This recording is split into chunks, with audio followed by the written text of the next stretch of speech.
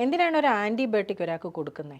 അപ്പോൾ അത് പിന്നെ റെഫറൽസ്, അതായത് ഇപ്പോൾ ഈ പറഞ്ഞ പോലെ നമ്മുടെ പരിശോധനകളുടെ അടിസ്ഥാനത്തിൽ ഏത് ബാക്ടീരിയയാണ്, എന്താണ് അവരുടെ പ്രശ്നമെന്ന് അറിഞ്ഞിട്ട് അതിനാണ് നമ്മൾ ആൻറ്റിബയോട്ടിക്സ് കൊടുക്കാനായിട്ടിരിക്കുന്നത്.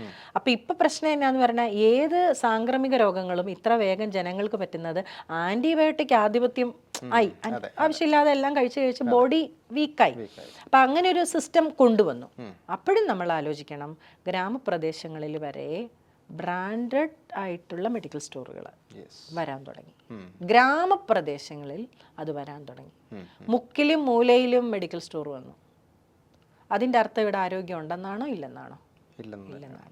മണ്ണിൽ തുടങ്ങുന്ന ആ ജീവിതം, മണ്ണിൽ അവസാനിക്കുന്ന ജീവിതം എന്ന് പറയുന്നത് പോലെ മണ്ണിൽ കൃഷി ചെയ്യുന്ന ഒരു കർഷകനെ നിങ്ങൾ വേദനിപ്പിച്ച് വിഷമിപ്പിച്ച് അയാൾക്ക് എല്ലാം നിഷേധിച്ച് കഴിഞ്ഞാൽ ഒരിക്കലും അയാൾക്ക് നിങ്ങൾക്കൊരു നല്ല പ്രൊഡക്റ്റ് തരാൻ പറ്റില്ല. കുറുക്കു വഴികളിലൂടെ എങ്ങനെ ഉൽപ്പാദനം കൂട്ടാം എന്ന് ആലോചിക്കുമ്പോൾ തകരുന്നത് ആരോഗ്യമാണ്. സോ സമൂഹം ഉണർന്ന് ചിന്തിക്കേണ്ട ഒരുപാട് വിഷയങ്ങൾ നമ്മുടെ മുന്നിൽ ഉണ്ടെങ്കിൽ പോലും വളരെ പ്രസക്തമായി അല്ലെങ്കിൽ വളരെ പ്രയോറിറ്റിയിൽ കൊടുക്കുക. നിങ്ങളുടെ ജീവിതത്തിലായാലും ഏതൊരു വ്യക്തിയും പ്രയോറിറ്റൈസ് ചെയ്യുന്നത് ഫുഡിൽ പ്രയോറിറ്റൈസ് ചെയ്യാതെ നമുക്ക് മുമ്പോട്ട് പോകാൻ പറ്റില്ല.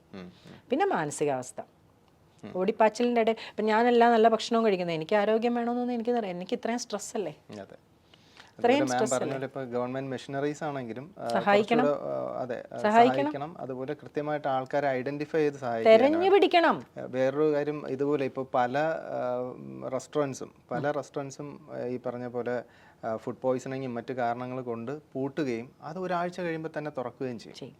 അതൊക്കെ ആരാണ് ഇതൊക്കെ കൺട്രോൾ ചെയ്യേണ്ടത്? പണമാണോ ഇതിനെയൊക്കെ ഭരിക്കുന്നത്, ഈ സിസ്റ്റത്തെ? നമ്മളിപ്പോൾ ഞാൻ എൻ്റെ മക്കളെയോട് പറയും, നമുക്ക് പുറത്തുനിന്ന് ഭക്ഷണം കഴിക്കാമെന്ന് പറയുമ്പോൾ അവർ അമ്മയുടെ ആര്യാസ് അല്ലേ എന്ന് പറയും.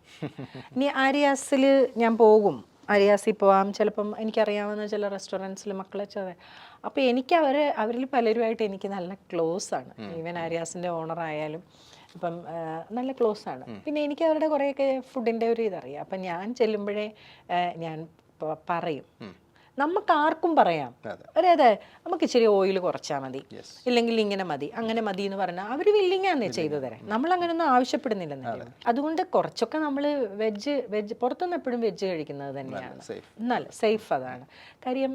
എൻ്റെ ബന്ധുക്കളൊക്കെ ഹോട്ടൽ ജോലിയിൽ ചെയ്യുന്നവരുണ്ട്, കുക്ക് ഷെഫായിട്ടൊക്കെ ഉള്ളവരുണ്ട്. അപ്പോൾ അവരൊക്കെ പറയുന്നത് ഈ ബിരിയാണിയുടെ ചിക്കനൊക്കെ പുഴുങ്ങി വെക്കാറുണ്ട്, മസാല അവർ അടിച്ചു വെക്കാറുണ്ട് എന്നൊക്കെ പറയുന്നുണ്ട്. അതെ, നമ്മൾ തന്നെ നമുക്ക് ഒരു ബോധം വേണം, നമ്മൾ എന്ത് കഴിക്കണം, എവിടെ നിന്ന് കഴിക്കണം, എങ്ങനെ കഴിക്കണം എന്നൊക്കെ ഉള്ളത്. ഇന്നത്തെ ഫാസ്റ്റ് ലൈഫിൽ നമുക്ക് കുറേ സൗകര്യങ്ങൾ ഉപയോഗിക്കേണ്ടി വരുമ്പോൾ പോലും അപ്പോഴും നിങ്ങൾക്ക് സാലഡ് കഴിക്കാം, പഴം കഴിക്കാം, ജ്യൂസ് കുടിക്കാം, അങ്ങനെയൊക്കെ ഉണ്ട്. ജ്യൂസിൽ പോലും പാലടിച്ചല്ലേ ഇപ്പം തരുന്നത്. എന്താ ആവശ്യത്തിനാണെന്ന് എനിക്ക് മനസ്സിലാവുന്നില്ല. എവിടെയെങ്കിലും പോകുമ്പോൾ ഇപ്പം നമ്മൾ ആദ്യം പറയണം, ഐസ് വേണ്ട, പഞ്ചസാര വേണ്ട, പാല് വേണ്ട, ഇത്രയും കാര്യം പറഞ്ഞാൽ ഒരു ജ്യൂസ് കുടിക്കാൻ പറ്റുള്ളൂ, ഫ്രഷ് ജ്യൂസ് കുടിക്കണമെങ്കിൽ.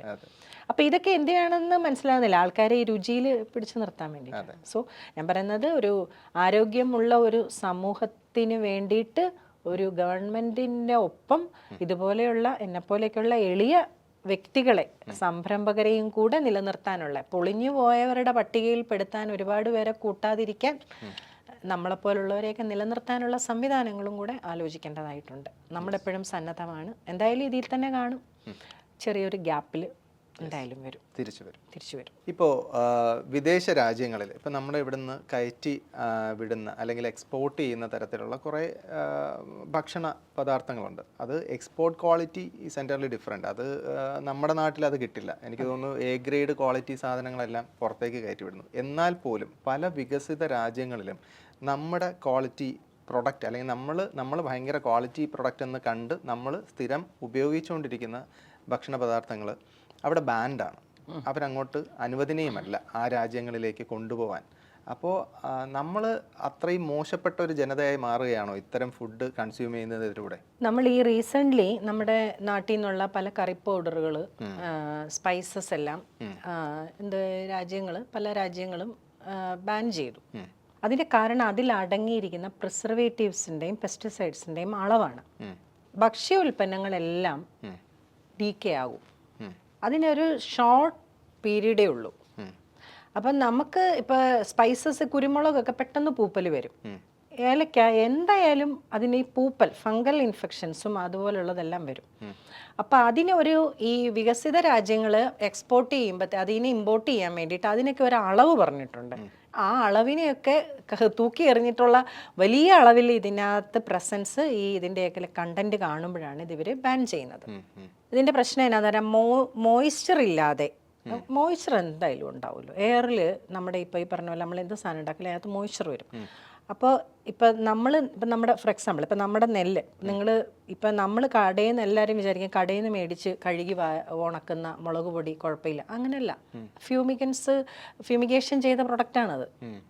അതുമൊക്കെ പ്രിസർവേറ്റീവ്സ് ഒക്കെ ഉപയോഗിച്ചതാണ്. അത് കഴുകിയതൊന്നും പ്രത്യേകിച്ച് അതിനകത്തൊന്നുമില്ല. അതിൻ്റെ ഫാമിങ്ങിലെ വ്യത്യാസമാണ്. അപ്പോൾ ഈ ബാൻ ചെയ്യുന്ന എങ്ങനെയായിരുന്നെന്ന് വെച്ചാൽ ഇതിൽ ഉപയോഗിച്ചിരിക്കുന്ന അളവുകൾ കൂടുതലാണ്. ഇതാരാ ഈ നോക്കാനുള്ള ഈ അളവൊക്കെ? വല്ലവരും നോക്കാനുണ്ടോ? ഒന്നും നോക്കാനില്ല. അപ്പോൾ ഇനി ഞാൻ 5 വർഷം മുമ്പ് കേരളത്തിൽ അന്ന് ദുബായിൽ നിന്ന് വന്ന് നമ്മുടെ ഈ കെമിക്കൽ ലാബിൽ പോയിട്ട് ഒരു 1-2 പരിശോധനകളുടെ പിന്നെ രീതി ചോദിച്ചു, അത് അവൈലബിൾ ആണോ എന്ന്. അപ്പോൾ അവരെന്നെ നേരെ പ്രൈവറ്റ് ലാബിലോട്ടാണ് വിട്ടെ.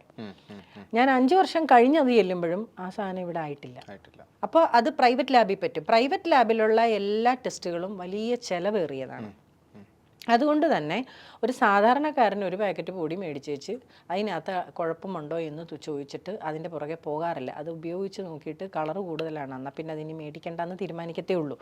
അപ്പോൾ ബാൻ ചെയ്യുന്ന വിഷയം ഇത് തന്നെയാണ്. എന്നാൽ പല രാജ്യങ്ങളിലും ഇത്രയും ഫ്യൂമിഗേഷൻ സർട്ടിഫിക്കറ്റ് വേണ്ട രാജ്യങ്ങളുണ്ട്. ദുബായിക്ക് വേണ്ട, UAEക്ക് വേണ്ട, പക്ഷേ ഓസ്ട്രേലിയ അതുപോലുള്ള രാജ്യങ്ങളിൽ ഫ്യൂമിഗേഷൻ സർട്ടിഫിക്കറ്റ് വേണം. കാര്യം കീടങ്ങൾ അതിൽ വരാൻ പാടില്ല. പക്ഷേ എന്തിനും ഒരളവുണ്ട്. ഇപ്പോൾ ദുബായ് മുനിസിപ്പാലിറ്റിയിൽ എൻ്റെ ഒരു ഫ്രണ്ട് ജോലി ചെയ്യുന്നുണ്ട്. പുള്ളിക്കാരത്തിയുടെ ജോലി എന്താണെന്ന് വെച്ചാൽ ഓരോ ഹോട്ടൽസിലും ട്രെയിനിങ് കൊടുക്കുകയാണ്. അവർ ഗവൺമെൻറ് സ്റ്റാഫാണ്. അതായത് നമ്മളിപ്പോൾ ഓരോ കണ്ടന്റുകൾ ചേർക്കാം, ഭക്ഷണത്തിന് രുചിക്കോ നിറത്തിനോ ചേർക്കാം, പക്ഷെ അതിനൊരു അളവുണ്ട്. ഈ അളവ് പഠിപ്പിക്കുന്നുണ്ട് അവർ. ആ അളവ് ചേർക്കാം എന്നുണ്ട്. അപ്പോൾ ഇങ്ങനെ ഒരളവ് നോക്കാനായിട്ട് ഇവിടെ ആരെയും പഠിപ്പിക്കുന്നില്ല, ആരും. ഒരു സംവിധാനങ്ങളും ഇല്ല. ഇനി ഭക്ഷണം ഉണ്ടാക്കുന്ന ഒരാൾ ഒരു ഹോട്ടലിൽ may be qualified or qualified അല്ലാത്ത ആളായിരിക്കാം. അയാൾ ഫോണിലിരുന്നുകൊണ്ട് വല്ലതും ചെയ്യുന്നതിൻ്റെ ഇടയിൽ ഒരു കണ്ടന്റ് കൂടിയാൽ പോലും അറിയാൻ പോകുന്നില്ല.